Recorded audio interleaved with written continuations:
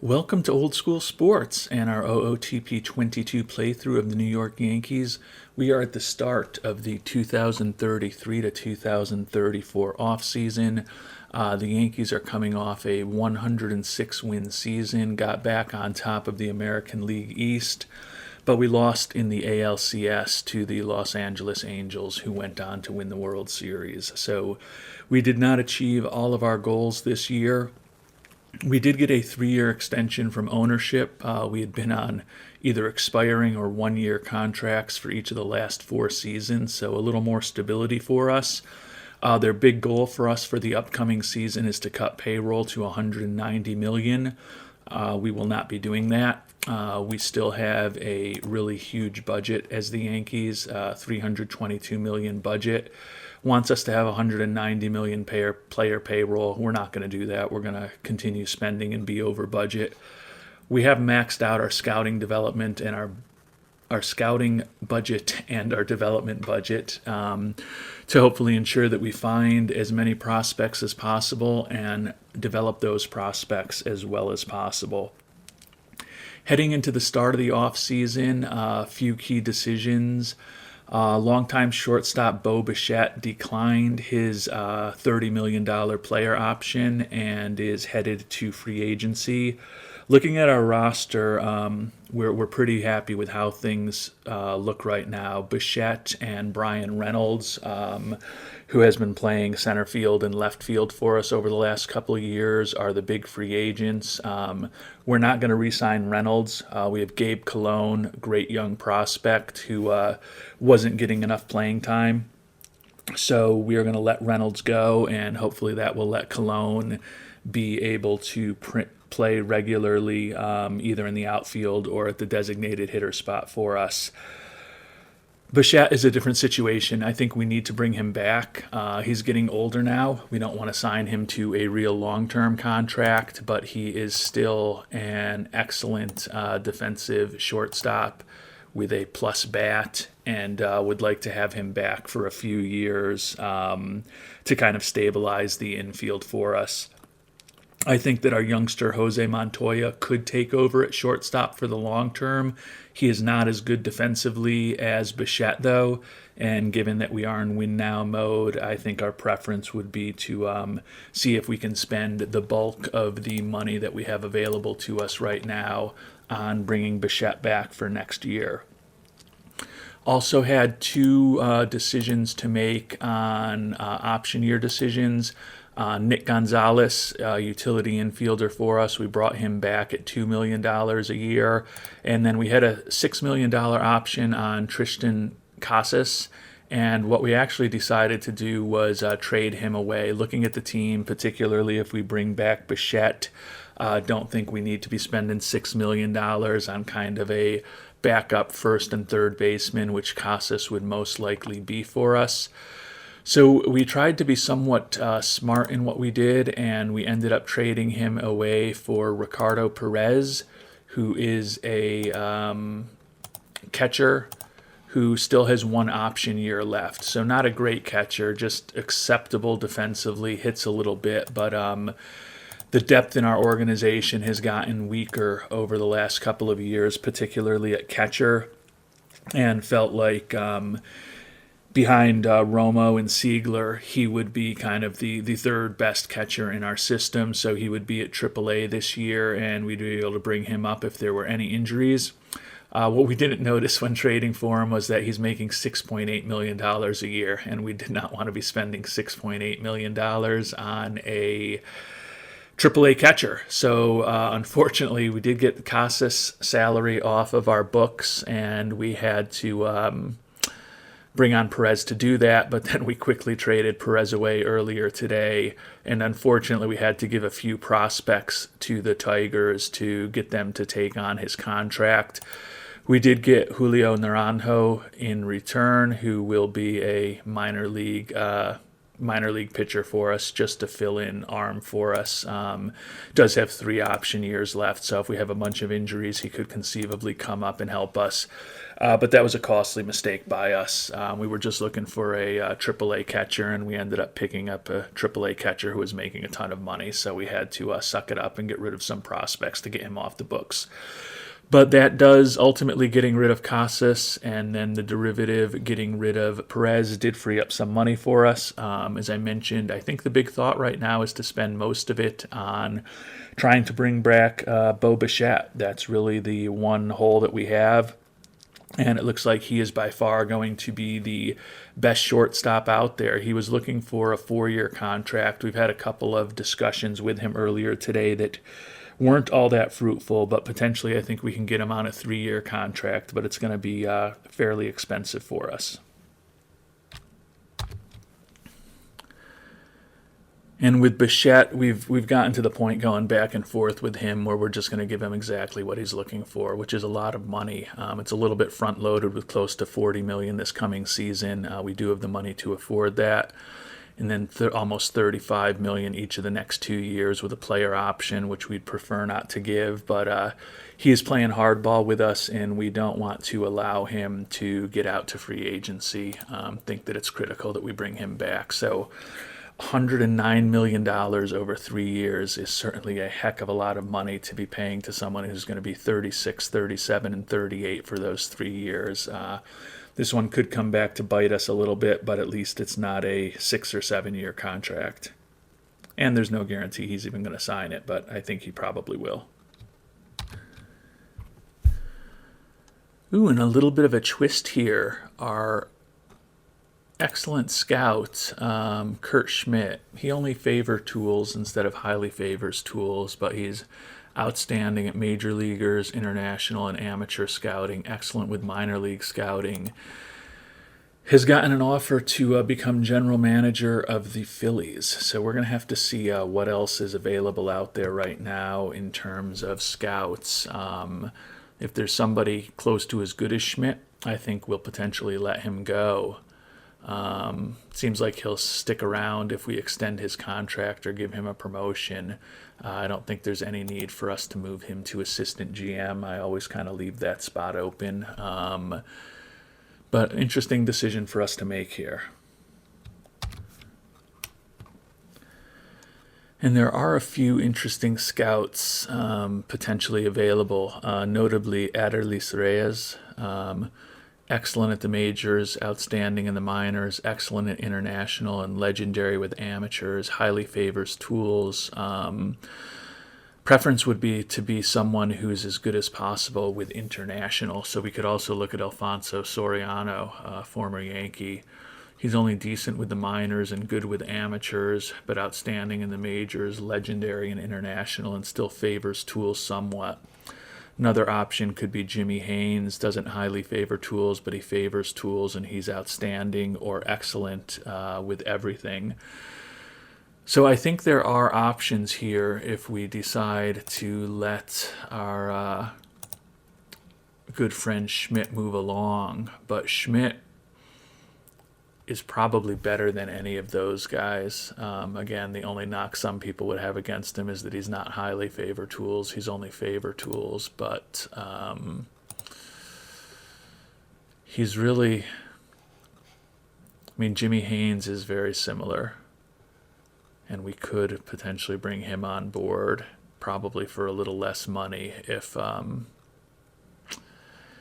Schmidt leaves us. So going to be an interesting decision for us to make. Actually, they look outstanding, excellent. So he's excellent with the minor leagues and favor tools. Looking at Jimmy Haynes.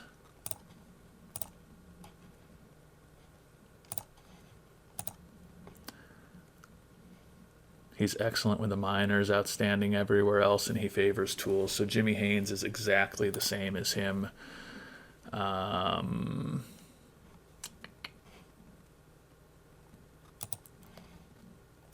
He's a scouting director already. Let's see whether we can offer him a contract.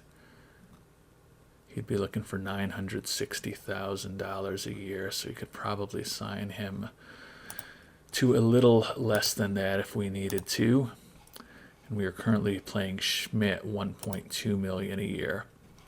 So I think we're going to let Schmidt play it out. He's 63 years old. If he wants to go become the general manager of the Phillies, which is obviously an upgrade from scouting director, I think we'll let him do that and then hire someone to replace him. And we just avoided arbitration with everyone on our team that was potentially up for arbitration. Signed Siegler, Montoya, Castillo, Chapa, Wallace, and Ken Thomas, all 2 extensions. I think for the most part they were all just 1-year extensions. I think with one of them we did get a couple years, but most of them were not interested in longer-term deals with us, just kind of wanted to settle the arbitration issues for the upcoming season. Well, we're getting into award season. Some good news for the Yankees. Tyson Neighbors and our new catcher, Drew Romo, both won Gold Gloves for the Yankees for the 2033 season. Our closer, Tim Wallace, finished 5th in voting for the reliever of the year. Silver Sluggers, Jose Montoya, the young second baseman, won the Silver Slugger at second base. And in the rookie, I had mentioned Gabe Cologne before, who's going to be taking over when Reynolds leaves us, even though he only had 288 at-bats because he couldn't get into the lineup with all the studs we had ahead of him. Still finished second in voting behind the unanimous winner, Chris Morgan of the A's. Kurt Schmidt has moved on to the Philadelphia Phillies, so we're going to work on hiring a replacement as a scouting director. And then Ben Johnson, this one could be a little more difficult for us. He's our hitting coach in the rookie league. Excellent hitting coach. Would absolutely love to keep him. So we will try to sign him to a extension and see if he'll go for that. And looking at replacing our scouting director, I think it's going to come down to Jimmy Haynes, who is outstanding with the majors, excellent in the minors, outstanding in international and amateurs, and favors tools. So exactly the same profile as Schmidt, who just left us. Or we could go with Aderlis Reyes, who's kind of the best of the highly favored tools people. So that's 1 notch in his favor from the favor tools of Jimmy Hayes. But he's only excellent in the majors, so he's a notch worse there. He's outstanding in the minors, so he's better there. He is excellent with the international, so he's a notch lower there, but then he's legendary with the amateurs, so he's a notch higher there. You know, it's a real close between the two of them. As I mentioned, my top preference is always scouting international, simply because you can find some gems there if you put a good chunk of your scouting budget into the international players, have the best skills possible there. Honestly, if Pedro Alvarez wasn't highly favor ability, I would be all over him. And I like Soriano with that legendary international scouting. Only decent in the minors and only good with amateurs, and he's still only favor tools. I think I am going to just go with Jimmy Haynes, who's kind of a exact replacement of what we used to have. A little better at international scouting, which is what I care most about. He's looking for $960,000. Let's see if we can sign him for $800,000 a year for 5 years. See what he thinks about that. And then we will move on and see if we can extend Ben Johnson. Would obviously love to promote him, but we're kind of full with hitting coaches everywhere. Would definitely have brought him up if it wasn't up to Cowgill to hire the hitting coach, and he hired Ryan Chipka. So with Ben Johnson, going to see if I can give him a long extension at whatever he's looking for, and he's not interested in an extension, so he's only going to be interested in a promotion. So going to have to spend a little bit of time. He's got good relationships, outstanding teaching, hitting, legendary at development.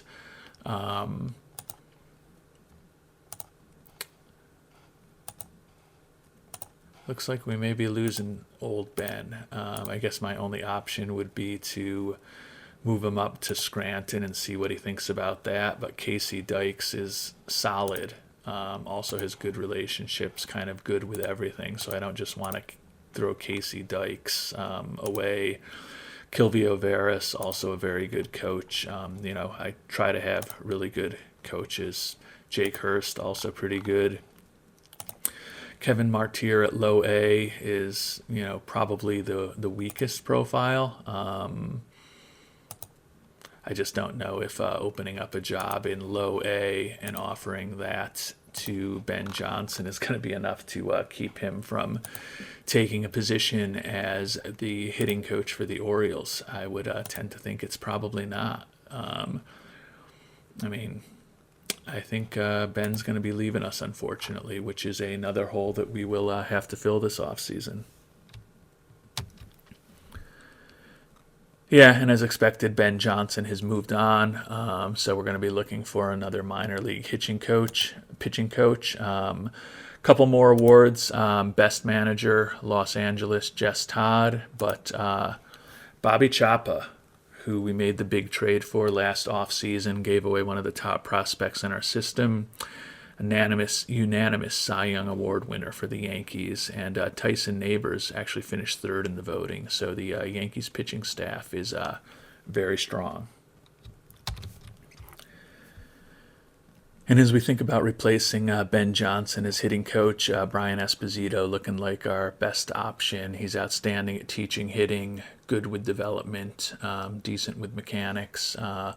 Looks like he will have a decent relationship, average relationship with the players on our team, but weighted better towards the offensive players, which is obviously the preference.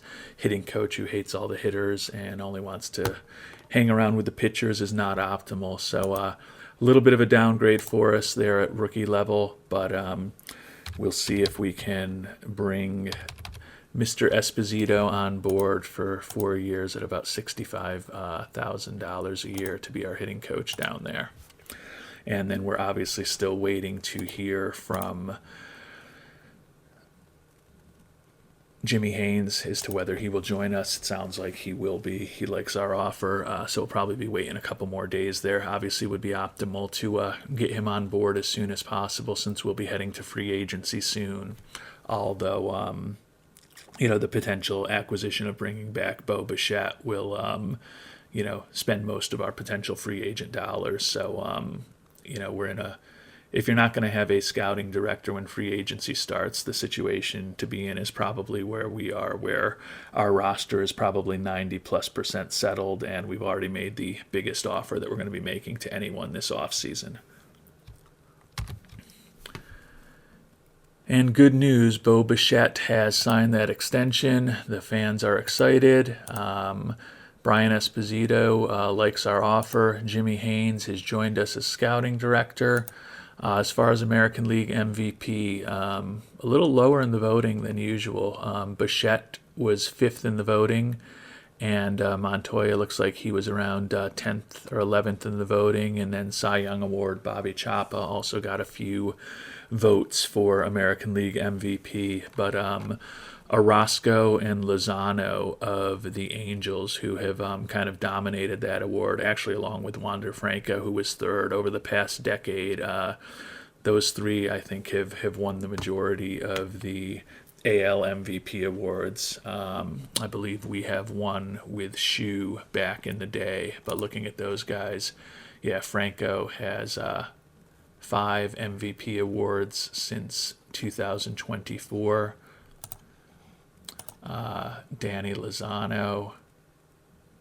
Actually, Lozano never won the MVP. I must be. He won I think he won a World Series MVP. But Orozco has won 3 of the last 4 AL MVP awards. So Orozco and Franco, between the two of them, have won 8 AL MVP awards over the last 10 seasons.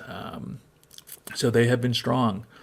But hopefully we'll get an MVP this coming year with a Bichette or a Chappa or a Montoya or perhaps even the youngster Gabe Colon. But it's going to be more important for us to hopefully get back into the World Series and get a World Series title for the Yankees in the upcoming season. So with all of our arbitration eligible players signed, and with Bichette now back with the team, we don't have a ton to do. We're certainly not going to be submitting qualifying offers of 18.9 million to either Becerra or Salas. They're both looking for more money than we want to pay. Salas is looking for about $6 million a year. He's a good reliever, but not a $6 million pitcher in our view. Becerra, kind of more interesting. He's wrecked physically. A lefty, which we like. The issue with him is that he's really not particularly more effective against left-handed batters than he is against right-handers. So he's also looking for about $2.5 million a year. So going to let both of them move on. So now that we have Bichette signed, heading into the offseason, really just looking for a couple of relievers to replace these two on the roster, preferably at least one of them who's a left-hander, but don't feel like we need to break the bank bringing in those middle relievers this offseason. We do have a few players down in the minors who can move into that role, would prefer as much flexibility as possible, would want to upgrade at least one position. So I think we'll bring in at least one free agent and then maybe kind of let that 12th-ish, 13th-ish spot in our pitching staff perhaps be one of the younger players who still has options for the minors. And if they don't work out, we'll just flop them with someone else from AAA or perhaps make a trade next year when we get closer to the trade deadline. And we are to the start of free agency, and international free agency, if you've been watching the whole series, has worked out incredibly for us, is in the case of our left fielder Shu, and it's also been problematic at times with the relief pitcher Murakami. But an interesting option potentially here, 23-year-older Tamasin Kaku from Japan, right-handed reliever, young, only looking for around $4 million a year. We've got low scouting accuracy on him right now. The OSA, he looks certainly acceptable with their average accuracy. I think we're going to have our new scout try to deliver us a scouting report on Kaku, and he could very well be the reliever that we spend a little bit money on this offseason, looking at the rest of the batch of relievers who are out there. You can see, in terms of overall ratings, it's Tyler Go, who's 30 years old, with the Twins, who's looking for $9.5 million a year and is fragile, as opposed to Kaku, who's got normal injury proneness, much younger, and looking for less than half as much money. So definitely intrigued by Kaku. We may actually just put an offer out to him while we're waiting for the scouting report to come back, just to kind of get the discussion going, so we don't just miss out on him if he signs with somebody immediately. And while we're waiting for the scouting report on Kaku, we put a lower offer out to him, just $3.5 million a year over 3 years. Just kind of want to get this discussion going. So if someone else is ahead of us in scouting or just really loves him, at least we're going to have a conversation with him. And hopefully before we have to decide whether we want to increase this amount, we'll have the scouting report back and know a little bit more about him. And we are still waiting for a scouting report on Kaku, but he has crossed some teams off the list. Still looks like us, Baltimore, and the Mets are all interested. We'll wait to hear back more from him, and hopefully we'll have a scouting report back from our new scout, Jimmy Haynes, before we have to make a final decision on whether we want to increase the offer to him. And we still don't have the scouting report back on Kaku, but Milwaukee and Minnesota are also allegedly interested. Hate to rely on the OSA ratings, but it's better than nothing. We're going to try to keep the decision going. If our scout comes back, we can always pull the offer and make Kaku really angry with us. He's only looking for $3.8 million a year, so that's only a little bit higher than we had offered him before. We had offered him $3.5 million, so happy to make him that offer and keep the discussion going. And a little piece of good news, center fielder Mike Grimes recovering well from his injury. He'll be back to 100% from that torn ACL in about 3 months, so he's actually recovering quicker than we had hoped. Should certainly be back in time for spring training, so that'll be good. And we do have a scouting report on Kaku now, which is helpful.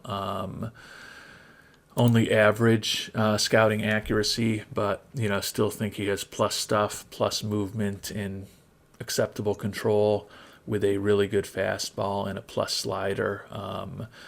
Definitely would feel comfortable bringing him on to the bullpen for about $3.8 million a year in his mid-20s. So feel a little better now than we did before. So we'll see how the negotiations go with him over the coming weeks.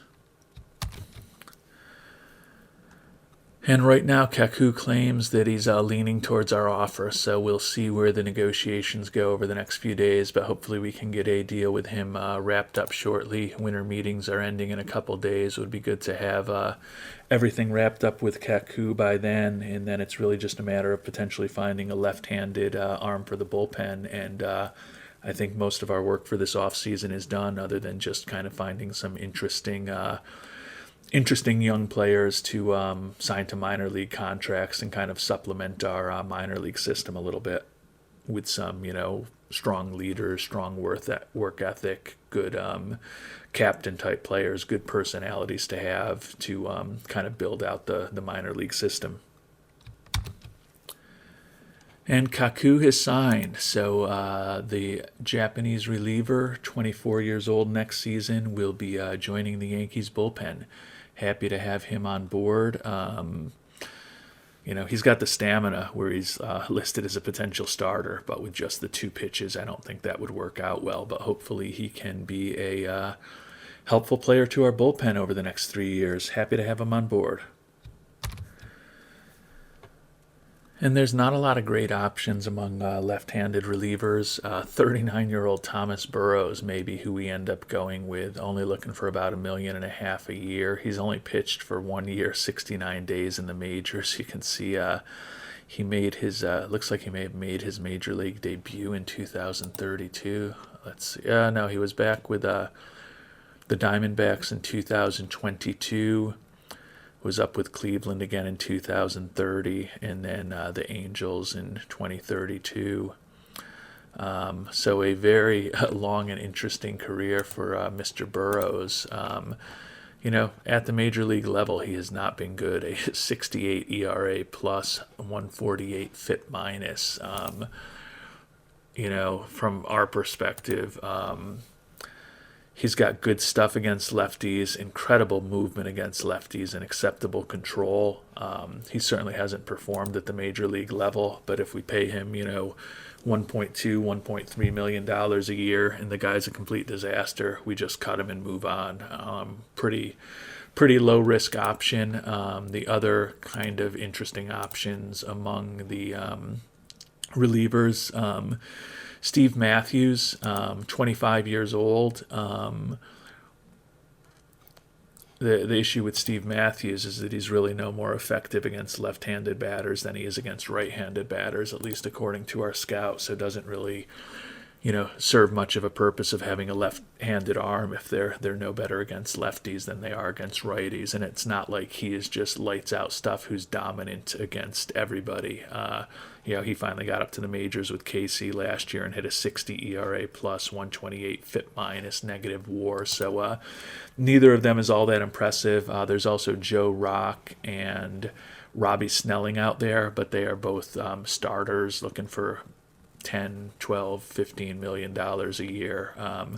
So I think we're going to make an offer to Burrows. And if it doesn't work out, it doesn't work out. We've got plenty of money to spend. Actually, we may upset Burrows, but what we're going to do is actually just offer him a minor league contract and see if he's willing to come into camp before we even guarantee him anything. If he doesn't agree to that, then we'll make him a major league offer. But who knows? There's some small chance that we'll be able to get the 39-year-old in on a minor league contract rather than something that's guaranteed. And Burrows doesn't want a minor league contract, not surprisingly, so we'll offer him a little bit, see if he'll sign with us for $1.2 million for 1 year. He's going to think about it. I tend to think he'll sign that. So that kind of will, probably be about it for what we want to do this offseason. Somewhat quiet offseason for the Yankees in that we have a 106-win team, bringing most of our players back. Got Bichette signed, so no need to make any radical changes to the team at this point.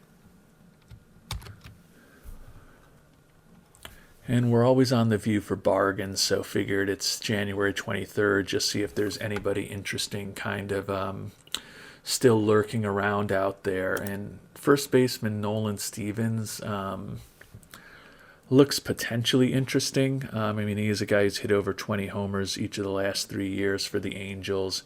He's fragile, only looking for $1.3 million, and he does have 2 option years left. So he may not want to go down to the minors, and he may refuse that, but pretty good professional bat, a little bit of power. I don't think we would be starting him over Bravo, but for organizational depth at $1.3 million, kind of similar to what we're thinking about with Burrows, a relatively low-cost option for the Yankees to try to bring him on board. We'll see how many years he's looking for. But we'll offer him a minor league contract first. I'm sure he's not going to go for that, but at least we'll get the conversation going, and always trying to save money, even when you're the Yankees. And I don't think any of these deals will work out, but as I've mentioned, we're a little light in kind of backup catching, AAA catching, and we've got Patrick Bailey, Joey Bart, and Diego Cartaya all still as free agents here at the end of January. Cartaya, solid defensively. We're going to offer them all minor league contracts. It's hard to imagine any of them will actually accept those contracts, but if they do, it gives us some great insurance and some great flexibility across the organization. Don't think any of them will go for it, but it's always worth a try. Our old buddy Jake Cronenworth is still out there. He's still a plus hitter, can play second and third, would be really nice to have as a utility infielder, but not going to be spending $13 million a year on a fragile 40-year-old. And we're in February, and our old buddy Brian Reynolds has finally found a new team. The Blue Jays in the division giving him $15 million a year at 39 years old. So wish him the best of luck, but I tend to think with Gabe Cologne taking those at-bats from him, we will be in a better position this year with Cologne taking those at-bats, and also a much more economical way to be producing those at-bats than paying a long-term veteran $15 million a year. Well, we've made it through spring training. Our pitching took a bit of a hit. Eddie Badgett, who is probably going to be in AAA, out just for 1 day longer with a strained triceps that has sidelined him most of spring training. But Chris Cox out for 3 to 4 months with shoulder inflammation. He was going to be an important left-hander out of our bullpen. Luis Ortiz, who got injured in the playoffs last year, also a left-hander who had a chance to being out of our bullpen. He's still recovering from his injury. And then Zion Smith had a torn labrum in his shoulder. He was also a player who had potential to be on the team. So the biggest loss is Cox, who is definitely going to be a left-hander for us. Hopefully he will be back at some point in the season, but probably a little light on left-handed arms in the bullpen when we get to the final cuts. And then Eric Cares, who suffered that partially torn labrum, missed the second half of, missed some time with that. Hopefully he will be back at some point, because he is probably going to be has potential to be our backup center fielder behind Mike Grimes, who is now finally healthy after missing the second half of last season with his injury. And we've made our final cuts. Looking at our rotation, very similar to last season. Actually, the exact same 5 pitchers at the start of last season, with Chapa, Neighbors, Javier, Leiter, and Kindon Lavelle as our pitchers. So 2 lefties and 3 righties in the 5-man rotation for the Yankees. Only 2 other lefties in the bullpen, Mauricio Castillo, who started a lot of games for us last year and won 16 of them, tied for the league lead. He would definitely be the first arm who would go into the rotation if we have any injuries. And then Tony Rivas has never pitched above Double-A ball, so a bit of a big jump up for him. We picked him up in a trade with Boston about a year and a half ago. Needed another lefty arm, and he's the only one that's healthy right now, or the best lefty arm that's healthy in our view. So a big jump from him from Double-A to the majors. We'll see how that goes for the 26-year-old. Wallace back as our closer. Ken Thomas, we re-signed him. Andy Kirkland has been up and down the last few years. Give him an opportunity. Kaku, free agent signing out of Japan. Very excited to see what he can do in the bullpen. And then Max Alba, who would be a potential emergency starter for us. And then Brian Abreu, who was a free agent signing a year ago back. Hopefully he can perform better than he did last season when he had a 4.92 ERA for the Yankees. And looking at the lineup, very excited to see how many runs we can put up this year. Bichette is back, going to be leading off, playing shortstop. Gabe Cologne finally going to get to play every day as a 23-year-old here. Will turn 24 during the season, going to be our designated hitter, but hopefully we'll also see some time in the outfield. Dave Bravo at first base, followed by Shiku Shu batting cleanup, playing right field. Jared Kelenic in left field for us. Montoya back at second base. Grimes back from the injury in center field. Victor Mejias, the youngster, going to play third base for us as a regular this year. And then Drew Romo, the reigning Gold Glove winner at catcher, will be the backstop for us. The only difference when we look at lefties is that Nolan Stevens gets into the lineup instead of Bravo. We mentioned that we were thinking about signing him as a free agent. We ended up having to sign him to a major league deal rather than a minor league deal.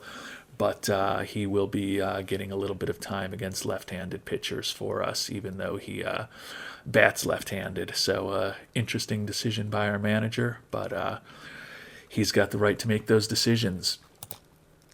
So looking at the preseason predictions, if I can pull up the right thing that I want to look at, after winning 106 games a year ago, the simulation for the Yankees this year, 104 wins and a 16-game lead in the division, with the Red Sox getting past the Orioles, which would be interesting. That's by far the most wins in the AL projected, and by far the most wins in baseball projected for anybody.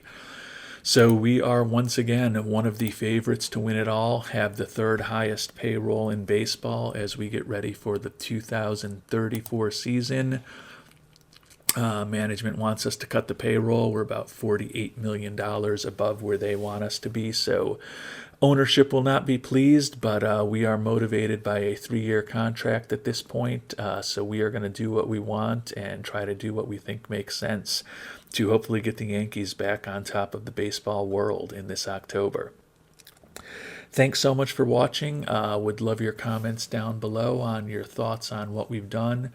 Hope you have a great day, and we will be back with the 2034 season in our next episode.